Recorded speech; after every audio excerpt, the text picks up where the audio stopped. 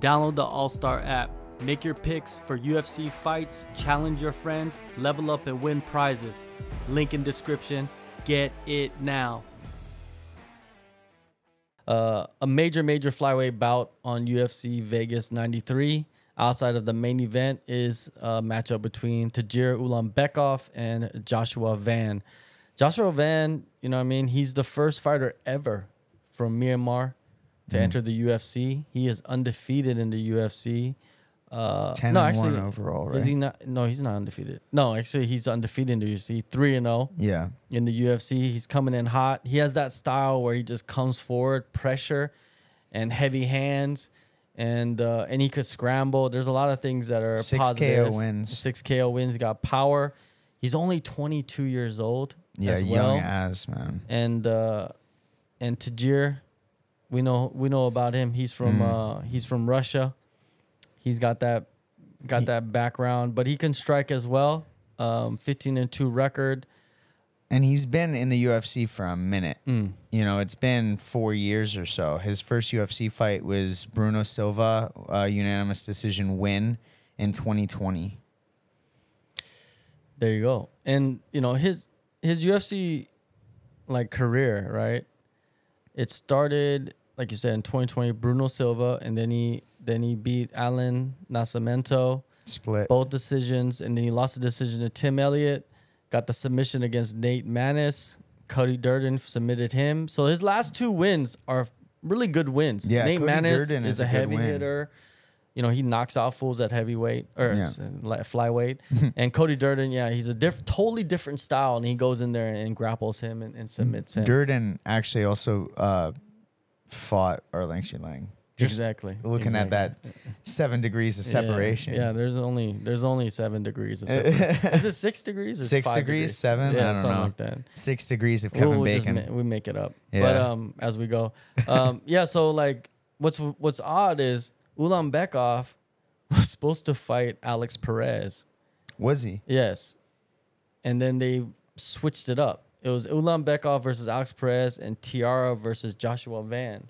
Oh. And then they took Joshua Van, took him out of his fight, put him against Ulanbekov and Perez versus Tiara. I don't know why that happened. It was just hype train, maybe? I don't know. I have no idea. That why. almost feels like they just want to use the undefeated record to their advantage for the main event. That's I think probably what when it is. Josh Van and Tiara was lined up, these are 2 young, like up and comers, right? You don't, like the UFC does this from time to time, but I don't think you should. I think you should put the up and comers once they get to a certain like 3 or 4 or 5 fights and they've shown like they're capable. Put them against the veterans, like a Alex Perez, like a Ulanbekov. I think they made the switch and they did a good job with it, right? Because Ulanbekov's been around for a little bit longer than.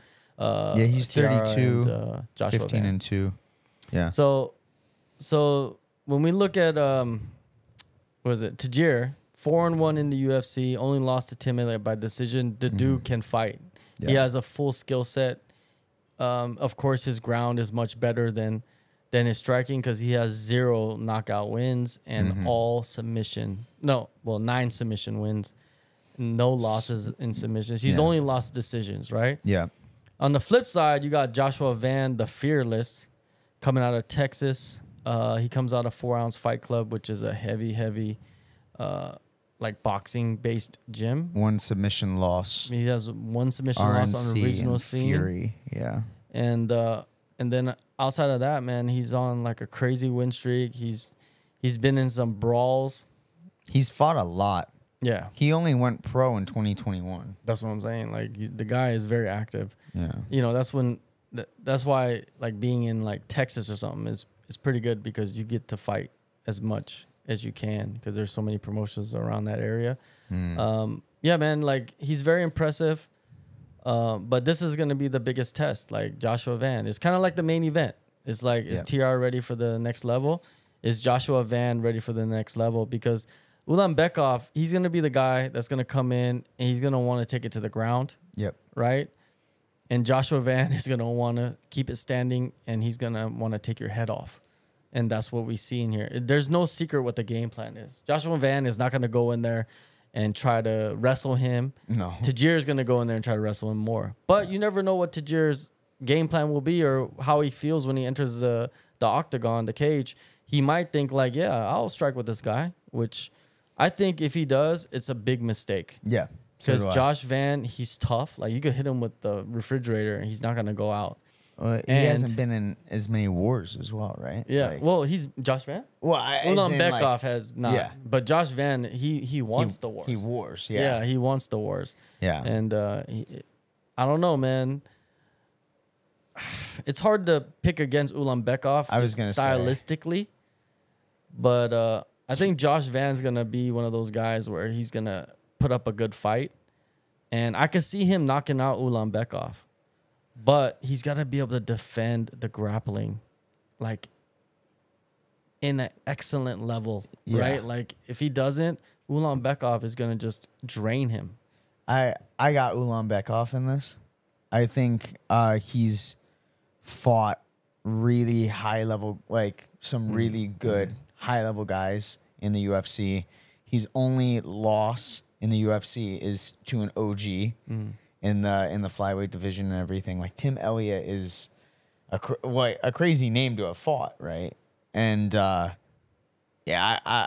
think it might be more difficult than, you know, just like, oh, he takes him down and submits him. You know what I mean? Like, and I even can see Ulanbekov getting clipped and maybe being in early danger, but I think he's going to turn it around and end up getting a submission victory. Yeah, Ulanbekov's never been finished. Yeah. He's only lost decisions, and both the decision losses are to guys that were in the UFC. Yeah. You know what I mean? On the regional scene, he lost to Zalgas Zumagulov, who was in the UFC at flyweight, and then Tim Elliott, like you mentioned. Yeah. Yeah, it's hard to bet against Ulanbekov. Just looking at the track record, the level of competition, and just the style that he has, right? But Josh Van has been surprising everybody, man, even though he's 22 years old. Yeah.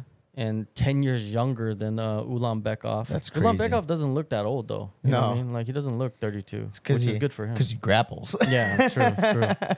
Josh Van, 22. I'm rooting for Josh Van to win. You know, like, I like the kid. He's making history.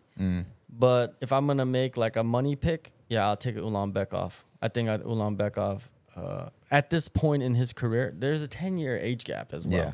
You know what I mean? Like, he has 10 years more of martial arts training. Let's look at it like that. Yeah, and Ulanbekov was in the UFC before Josh Van went pro. Exactly. Right? So, nothing against Josh Van. Josh, we love you, man. I interviewed Josh Van before this before this fight. Well, good dude. yeah. But I'm rooting for him. Let's just put that like that. But I think Ulanbekov wins the fight. And this will be a good lesson for Josh Van if he does lose. But I think he will. If he does win, I think he turns it dirty. Yeah. And next thing you know, he's gonna just be chasing after Ulanbekov. Well, I can see that happening too. Okay. But yeah, Ulanbekov's obviously he wants to slow it down. Yeah. Clinch a lot, maybe get into some scramble exchanges. But yeah, Josh Van, do your thing, man. Yeah. Good luck, brother. Yes.